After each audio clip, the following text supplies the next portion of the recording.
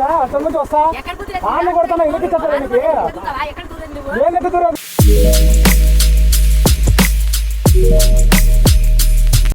Hi guys, welcome back to my channel Rider B2. ఈరోజు అయితే నేను అన్న కలిసి ఒక స్మాల్ ట్రిప్ అయితే వెళ్తున్నాం. అనంతపూర్ నుంచి కదిరికి అయితే వెళ్తున్నాం.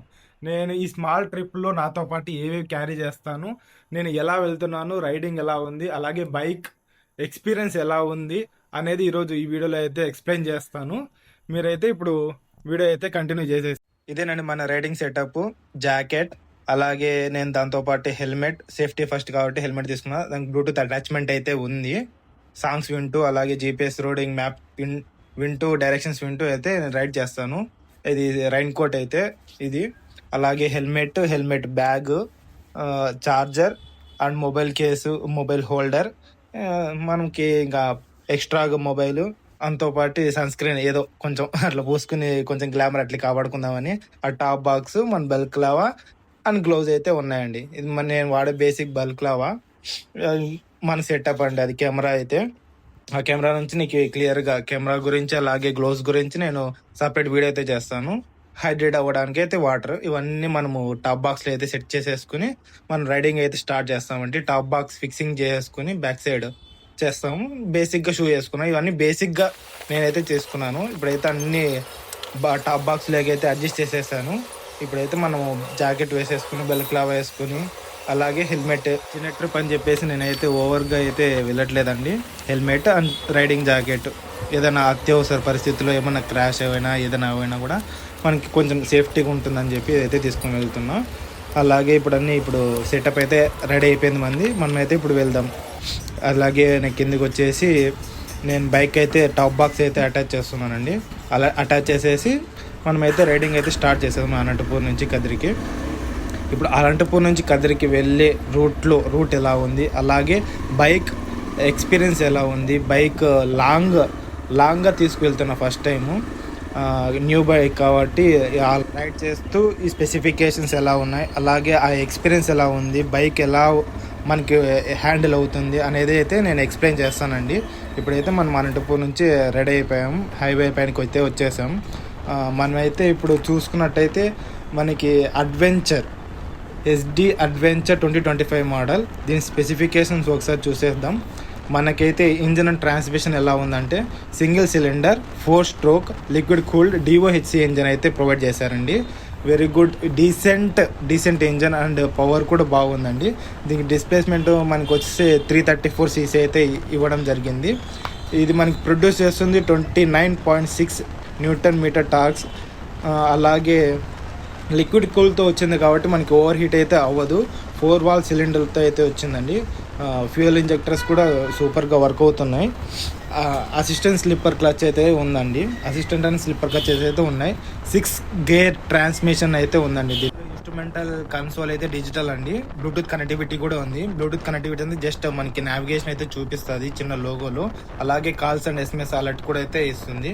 దీనికి మనకైతే సపరేట్గా ఏదైతే మనము వేరే బైక్స్కి అయితే సపరేట్గా ఇప్పుడైతే వస్తున్నాయి, కానీ ఛార్జింగ్ పోర్ట్ అయితే మనం అటాచ్ చేసుకోవాల్సింది అడిషనల్గా. కానీ SD వాళ్ళు అయితే మనకైతే ప్రొవైడ్ చేశారు. మనకి ఇప్పుడు చూసుకుంటే అలాగే స్ప్లిట్ సీట్ అండి. స్ప్లిట్ సీట్ సూపర్గా ఉంది. పిలియనింగ్ ఎవరైతే ఉన్నారో వాళ్ళకైతే ఫుల్లీ కంఫర్ట్గా ఉంది. అలాగే మనకి వచ్చింది దీనిలో స్విచబుల్ ABS అండి. Switchable ABS and service dual indicator కూడా వచ్చిందండి. పాస్ స్విచ్ ఉంది దీనిలో. అలాగే మనకి క్లాక్ టైమింగ్ కూడా బాగా వస్తుందండి. దీనిలో మనకి చూసుకుంటే 3 రైడింగ్ మోడ్స్ ఉన్నాయండి. రెయిన్ మోడ్ ఒకటి, రోడ్ ఒకటి, ఆఫ్ రోడింగ్ ఒకటి అయితే ఉందండి. దీనిలో ట్రాక్షన్ కంట్రోల్ కూడా ఉందండి. ఇది కూడా స్విచబుల్ చేసుకోవచ్చు మనము. విండ్షీల్డ్ అలాగే కన్సోల్ ఇవైతే మనకి అడ్జస్టబుల్ అయితే ఉందండి. అడ్జస్టబుల్ సూపర్గా ఉంది. మనకి లైట్గా టిల్ట్ అవుతుంది, అప్ అండ్ డౌన్ అయితే కాదు, కానీ లైట్గా ఫ్రంట్ అండ్ బ్యాక్ అయితే టిల్ట్ అయితే అవుతుంది. హజార్డ్ వార్నింగ్ లైట్స్ అయితే ఇచ్చారు. మనకి బాడీ ట్రాన్స్మిషన్ కూడా ఇది అడ్వెంచర్ టూరర్ కాబట్టి అడ్వెంచర్ టూరర్ టైప్లో మనకి ఏదైతే హైట్ అయితే ఉందో ఆ హైట్ అయితే డీసెంట్గా అయితే ఉందండి. మనకి 1380 mm అయితే ఉంది. లెంత్ మన బైక్ చూసుకుంటే 2180 ఉందండి. మనకి ఫ్యూయల్ కెపాసిటీ అయితే 15.5 లీటర్స్ అయితే ఉంది. 3.1 లీటర్స్ రిజర్వ్లో అవుతుందండి. గ్రౌండ్ క్లియరెన్స్ సూపర్గా ఉంది. 220 mm అయితే మనకి గ్రౌండ్ క్లియరెన్స్ అయితే ఉందండి. టెలిస్కోపిక్ సస్పెన్షన్ ఫోక్స్తో అయితే వచ్చిందండి. అండ్ మోనోషాక్ అబ్జర్వర్స్ అయితే ఉన్నాయండి దీనిలో. అలాగే మనకి పవర్ ప్రొడ్యూస్ చేస్తుంది 29.6 PS. Same power and torque కూడా సేమ్ ఉందండి దీనిలో అయితే. మన పర్ఫార్మెన్స్ అయితే సూపర్ ఉంది. ఇప్పుడు ఇంతవరకు నేను రైడింగ్ అయితే ఏదైతే చేశాను హైవేలో, నాకు అయితే స్మూత్గా రైడ్ అయ్యిందండి బైక్ అయితే, స్మూత్గా. అలాగే మనకి ఎక్కడైనా కొంచెం రోడ్ బాగాలేకున్నా, కొంచెం ఆఫ్ రోడింగ్ టైప్లో ఉన్నా కూడా నాకైతే ఫుల్లీ కంఫర్టబుల్గా అయితే ఉందండి. అంటే నేను ఎక్కువ స్పీడ్ కూడా వెళ్ళలేదు. 50-60లో అయితే రైడ్ చేసుకుంటూ వచ్చాను. ఆ 50-60లో కూడా నాకైతే ఏ వైబ్రేషన్స్ లో ఆర్పిఎంలో వచ్చినా కూడా 4000 ఆర్పిఎం టు 5000 ఆర్పిఎంలో నేను కంటిన్యూగా రైడ్ చేసుకుంటూ వచ్చానండి. అంత కంటిన్యూగా చేస్తున్నా కూడా నాకు ఎక్కడే కానీ వైబ్రేషన్స్ అయితే లేవండి.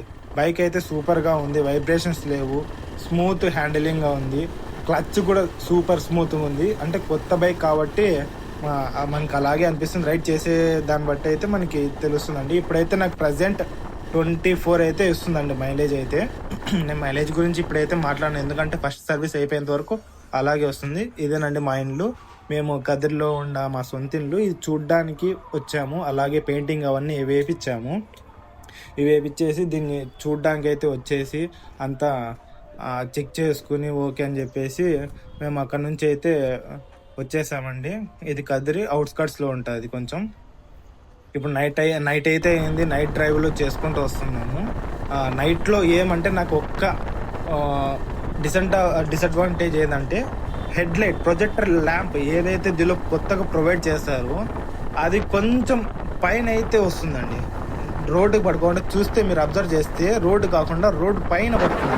కొంచెం కూడా కామన్ సెన్స్ లేకుండా నైట్ టైం రోడ్ ఎలా దాటుతుందో చూడండి. ఆ దాటడమే కాకుండా మళ్ళీ రివర్స్లో మనల్ని ఏమంటున్నదో చూడండి. ఒకసారి ఒక స్పీడ్లో వస్తున్నాము.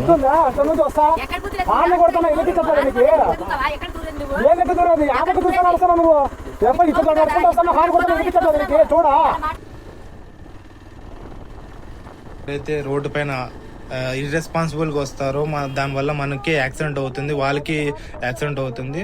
అలాగే దానివల్ల మనకి చాలా ప్రాబ్లం అయితే ఫేస్ చేయాలి ఉందండి. కొంచెం చూసి అయితే క్రాస్ చేయండి, రోడ్ అటు ఇటు చూసి క్రాస్ చేయండి. అది కాక మీరు హైవేలో నేను రైడ్ చేస్తున్నది, హైవేలో క్రాస్ చేసేటప్పుడు మెయిన్ చాలా కాషియస్గా మీరు రైడ్ చేయాలా. అదే ఇప్పుడు నేను బ్రేక్ చేశాను, అంత స్పీడ్లో వస్తున్నా కూడా కొంచెం కంట్రోల్. నాకు బ్రేకింగ్ సిస్టమ్ ఇక్కడ భలే సూపర్ అనిపించిందండి.